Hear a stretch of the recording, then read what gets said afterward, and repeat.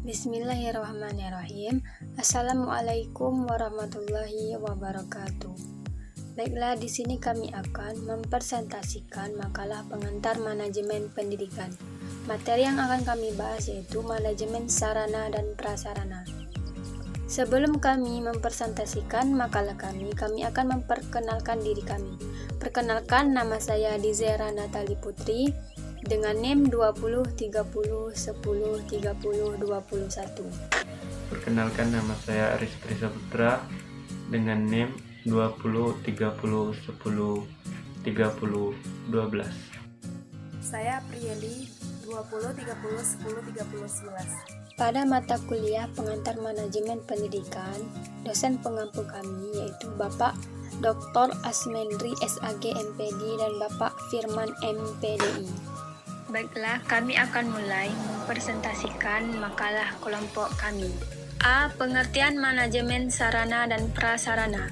Pada dasarnya, manajemen sarana dan prasarana pendidikan terdiri dari dua unsur yaitu sarana dan prasarana. Menurut Mulyasa dalam Suharsini Ari Kunto, sarana pendidikan adalah peralatan dan perlengkapan yang secara langsung dipergunakan dan menjunjung proses pendidikan, khususnya proses belajar mengajar seperti papan tulis, spidol, penghapus, alat tulis, buku, dan media pengajaran.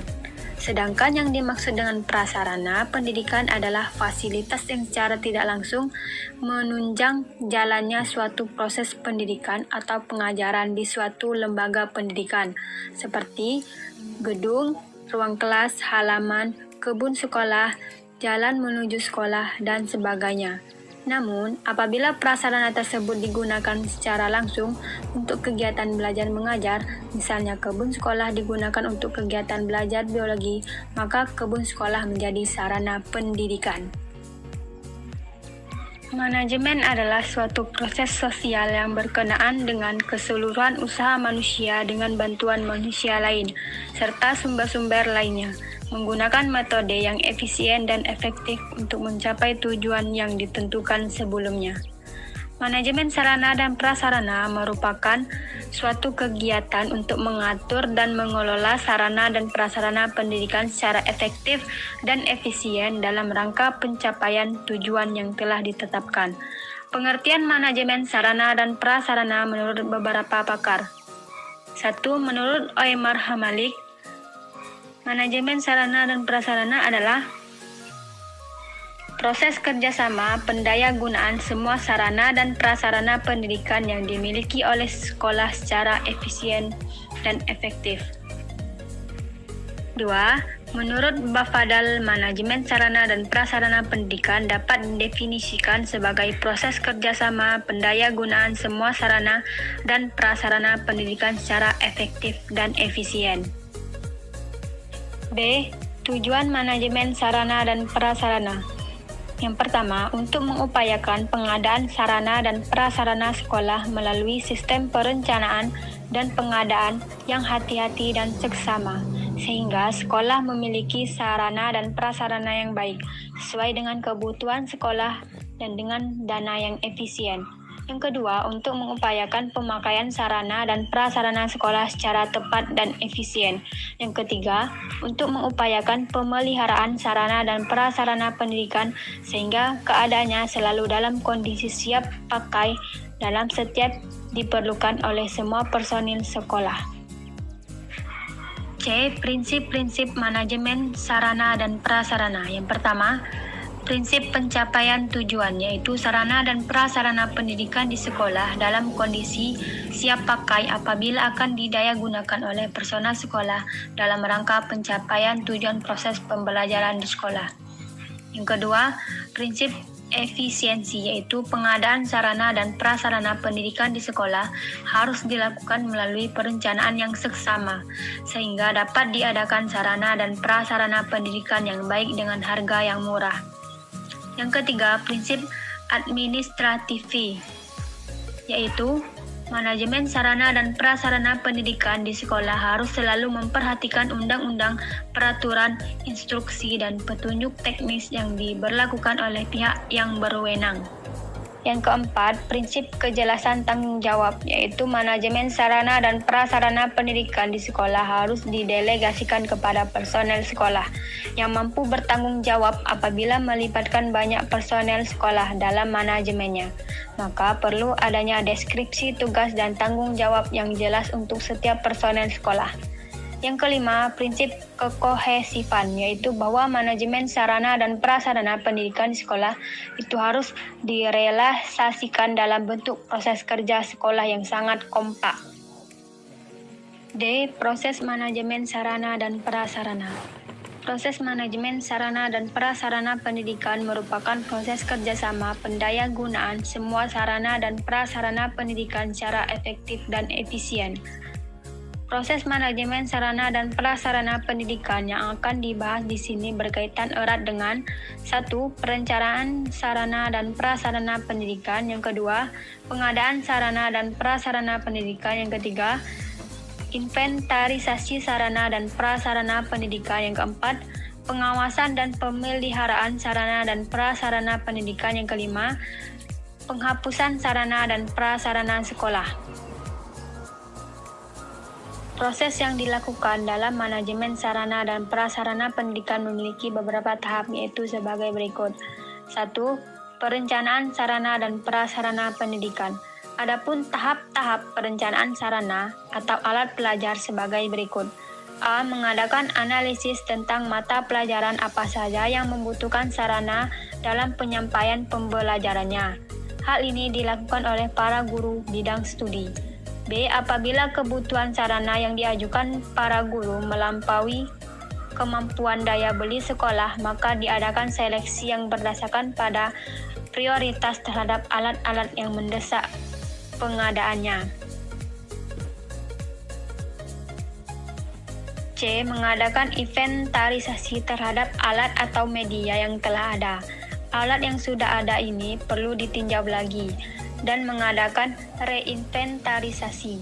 D. Mengadakan seleksi terhadap alat pelajaran atau media yang masih dapat dimanfaatkan, baik dengan reparasi atau modifikasi maupun tidak. E. Mencari dana apabila masih kekurangan dana dalam pengadaan sarana pendidikan. F. Menunjukkan seseorang dalam melaksanakan pengadaan sarana dan prasarana.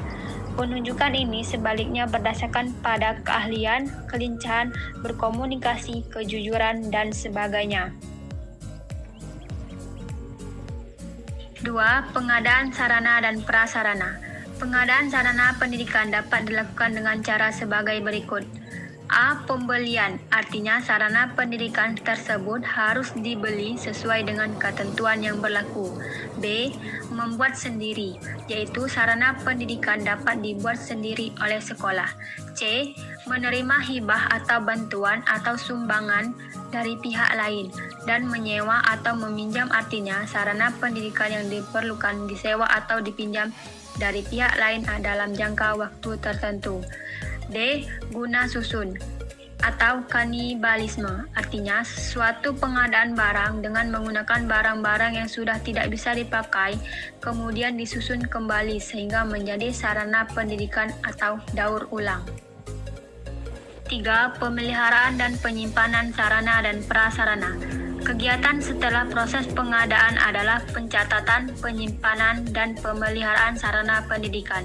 Pencatatan atau yang lebih dikenal dengan inventarisasi harus dilaksanakan secara terperinci. Tujuan dari inventarisasi adalah sebagai berikut. A. Tertib administrasi dan tertib sarana pendidikan. B. Pendaftaran, pengendalian dan pengawasan setiap sarana. C. Usaha untuk memanfaatkan penggunaan setiap sarana. D. Menjunjung proses belajar mengajar. Program perawatan dapat ditempuh melalui langkah-langkah berikut ini. A. Membentuk tim pelaksanaan perawatan preventif di sekolah. B. Membentuk daftar sarana dan prasarana termasuk seluruh perawatan yang ada di sekolah. C. Menyiapkan jadwal tahunan kegiatan perawatan untuk setiap perawatan dan fasilitas sekolah. D. Menyiapkan lembar evaluasi untuk menilai hasil kerja perawatan pada masing-masing bagian di sekolah. C. Memberi penghargaan bagi mereka yang berhasil meningkatkan kinerja peralatan sekolah dalam rangka meningkatkan kesadaran dan merawat sarana dan prasarana sekolah. Adapun program perawatan preventif di sekolah tersebut dapat dilaksanakan dengan cara berikut ini. A. Memberikan arahan kepada tim pelaksanaan perawatan preventif dan mengkaji ulang program yang telah dilaksanakan secara teratur. B. Mengupayakan pemantauan bulanan ke lokasi tempat sarana prasarana untuk mengevaluasi aktivitas pelaksanaannya berdasarkan jadwal yang telah dilaksanakan. C. Menyebar informasi tentang program perawatan preventif untuk seluruh warga sekolah terutama guru dan siswa. D. Membuat program lomba perawatan terhadap sarana dan fasilitas sekolah untuk memotivasi warga sekolah. Pemeliharaan sarana dan prasarana sebenarnya memerlukan dana yang cukup besar. Ini tidak bisa dihindari. E. Macam-macam manajemen sarana dan prasarana. 1. Jika ditinjau dari habis tidaknya dipakai. A. Sarana pendidikan yang habis dipakai. Sarana pendidikan yang habis dipakai adalah segala bahan atau alat yang apabila digunakan bisa habis dalam waktu yang relatif singkat, seperti kapur tulis, spidol, penghapus, dan sapu, serta beberapa bahan kimia yang digunakan dalam pembelajaran ilmu pengetahuan alam. B. Sarana pendidikan yang tahan lama. Sarana pendidikan yang tahan lama yaitu keseluruhan bahan atau alat yang dapat digunakan secara terus-menerus dalam waktu relatif lama, seperti bangku, kursi, mesin tulis, komputer, dan peralatan keluarga. 2. Ditinjau dari bergerak tidaknya pada saat digunakan. A. Sarana pendidikan yang bergerak. Sarana pendidikan yang bergerak adalah sarana pendidikan yang bisa digerakkan atau dipindah sesuai dengan kebutuhan pemakaiannya, seperti lemari arsip, bangku, dan kursi yang bisa digerakkan atau dipindah kemana saja. B. Sarana pendidikan yang tidak bergerak. Sarana pendidikan tidak bergerak yaitu semua sarana pendidikan yang tidak bisa atau relatif sangat sulit untuk dipindahkan, seperti tanah, sumur, dan menara, serta saluran air dari PDAM atau semua yang berkaitan dengan itu, seperti pipanya yang relatif tidak mudah untuk dipindahkan ke tempat-tempat tertentu. 3. Ditinjau dari hubungannya dengan proses belajar mengajar.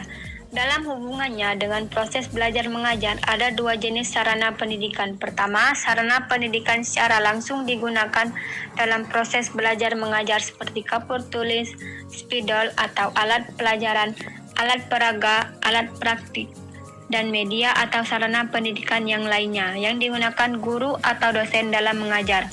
Kedua, sarana pendidikan yang secara tidak langsung berhubungan dengan proses belajar mengajar seperti lemari arsip di kantor. Adapun prasarana pendidikan bisa diklasifikasikan menjadi dua macam. Pertama, prasarana pendidikan secara langsung digunakan untuk proses belajar mengajar seperti ruang teori, ruang perpustakaan, ruang praktik keterampilan, dan ruang laboratorium. Kedua, prasarana pendidikan keberadaannya tidak digunakan untuk proses belajar mengajar, tapi secara langsung sangat menunjang terjadinya belajar mengajar, seperti ruang kantor, kantin, masjid atau musola, tanah jalan menuju lembaga, kamar kecil, ruang usaha kesehatan, ruang guru, ruang kepala sekolah, dan tempat parkir kendaraan. Sarana dan prasarana pendidikan dalam lembaga pendidikan Islam sebaiknya dikelola dengan sebaik mungkin sesuai ketentuan-ketentuan berikut ini.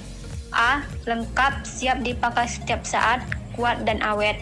B. Rapi, indah, bersih, anggun, dan asri, sehingga menyejukkan pandangan dan perasaan siapapun yang memasuki kompleks lembaga pendidikan Islam. C. Kreatif, inovatif, responsif, dan variatif, sehingga dapat merangsang timbulnya imajinasi peserta didik. D. Memiliki jangkauan waktu penggunaan yang panjang melalui perencanaan yang matang untuk menghindari kecenderungan bongkar pasang bangunan. F. Ruang lingkup manajemen sarana dan prasarana. A. Menurut Bafadal, 1. Perencanaan, kedua pengorganisasian, ketiga pengarahan, yang keempat pengawasan. B. Menurut Werang, 1. Perencanaan kebutuhan sarana dan prasarana. Yang kedua, pengadaan sarana dan prasarana. Yang ketiga, inventarisasi sarana dan prasarana. Yang keempat, penyimpanan sarana dan prasarana. Yang kelima, pemeliharaan sarana dan prasarana. Yang keenam, penghapusan sarana dan prasarana. Yang ketujuh, pengawasan sarana dan prasarana. C. Menurut Kementerian Pendidikan Nasional. 1. Analisis kebutuhan dan perencanaan. Kedua, pengadaan. Yang ketiga, investasi. Yang keempat, pendistribusian dan pemanfaatan. Yang kelima, pemeliharaan. Yang keenam, penghapusan. Yang ketujuh, pengawasan dan pertanggungjawaban atau laporan. Mungkin itu saja yang dapat kami jelaskan. Lebih dan kurangnya kami mohon maaf. Kepada Allah kami mohon ampun. Kami akhiri. Wassalamualaikum warahmatullahi wabarakatuh.